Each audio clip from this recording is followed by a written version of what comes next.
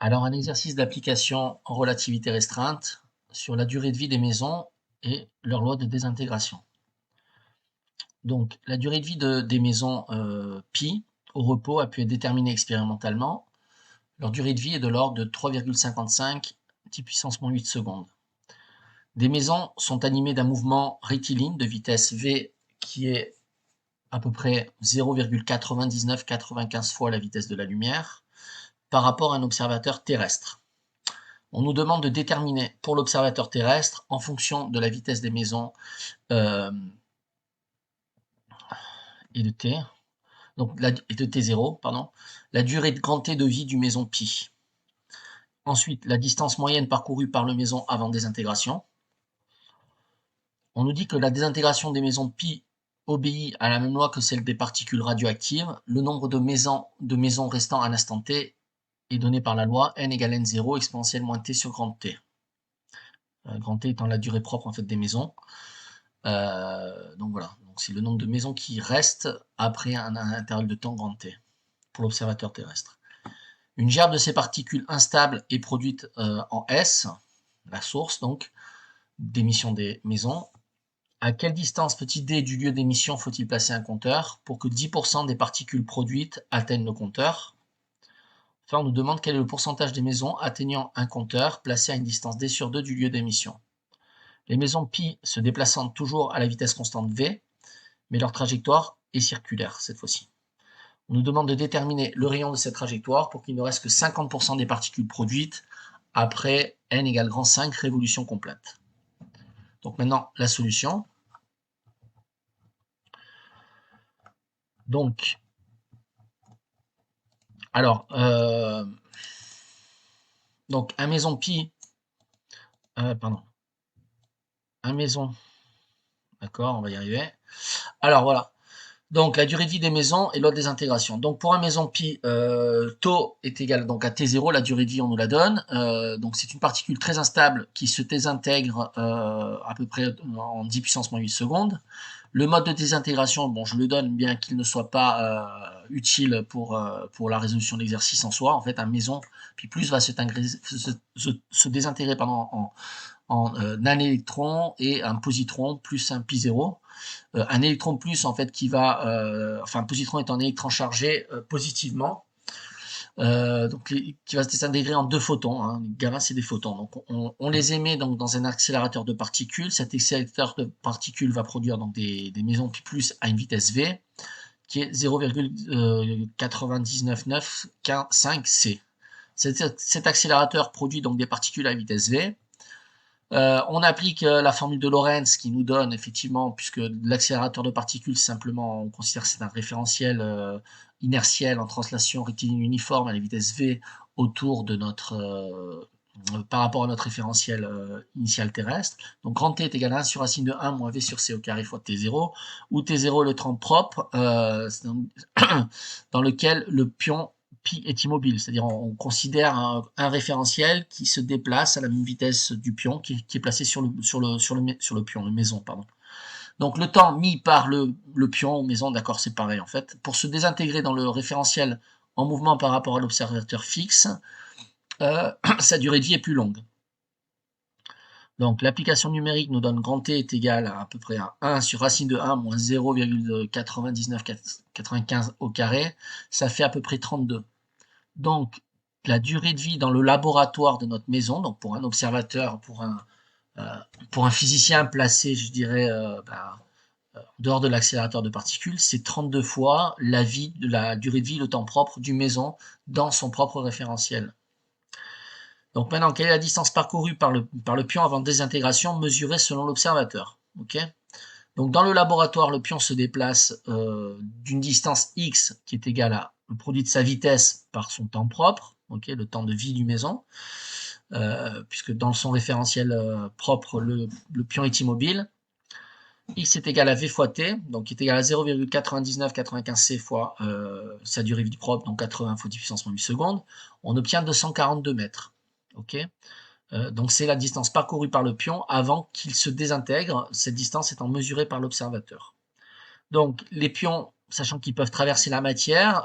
Effectivement, un des jeux du physicien du CERN, bon, ça c'est pour l'anecdote, était de placer du vin, donc des bouteilles de vin avec des kilos de béton avant cette bouteille de vin.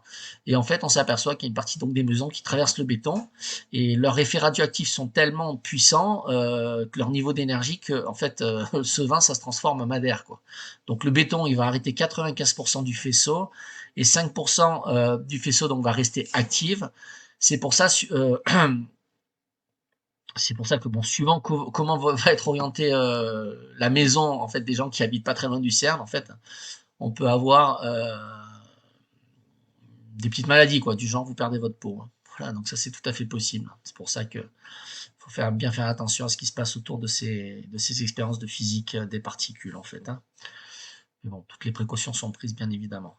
Donc, on nous donne la loi de désintégration des mesons. On nous dit que le nombre de mesons qui restent en fonction du temps est donné par n0 fois exponentielle moins t sur tau. Donc, en fait, c'est la loi d'intégration naturelle des mesons. Donc, n sur n0 exponentielle moins t sur tau va nous donner la distance d telle que, en fait, ce rapport est égal à 10%, hein, puisque n devrait être égal à 10% du nombre de n0, où n0 le nombre de mesons initiales.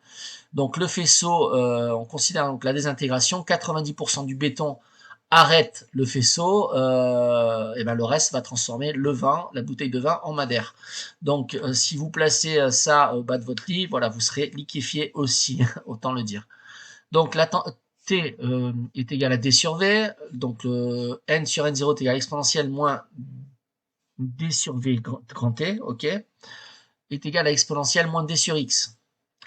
On en déduit donc d sur x, exponentielle x sur d est égal à 0 sur n. On prend donc le logarithme de l'exponentielle et on obtient donc que la distance qui nous intéresse est égale à d fois le logarithme du nombre de maisons initiales n0 sur le nombre de maisons n qui reste après, enfin, donc 10%. Donc x est égal à v fois t0 sur racine de 1 moins v sur c au carré, logarithme népérien de n0 sur n, en formule littérale. On cherche en fait, nous, le logarithme de n sur n0 qui est d sur vt. On a déduit donc que d sur vt égale ln de n0 sur n, d'où la distance en fait qui nous intéresse, qui est égale à v fois grand t, dans la durée de vie du méso, logarithme népérien de n0 sur n. Soit d égale v grand t sur racine de 1 moins v sur c au carré ln de n0 sur n. La distance parcourue avant qu'il ne reste que 10% du faisceau et, application numérique, d égale 242 fois le logarithme népérien de 10, autrement dit 556 mètres. Question B. Alors, je vais quand même nous rappeler la question B. Pardon. Voilà. Donc, question B. Quel est le pourcentage de maisons atteignant un compteur placé à la distance d sur 2 du lieu d'émission? Eh bien, n sur n0 qui est égal à l'exponentielle moins d sur 2vt. Précédemment, vous avez n sur n0 fonction de n. Donc maintenant, on nous donne d. Il faut calculer n sur n0. d sur 2vt qui est égal à 1,15. Autrement dit 0,32, soit 32% arriveront à une distance d sur 2 et 10% arriveront à la distance d. Ok.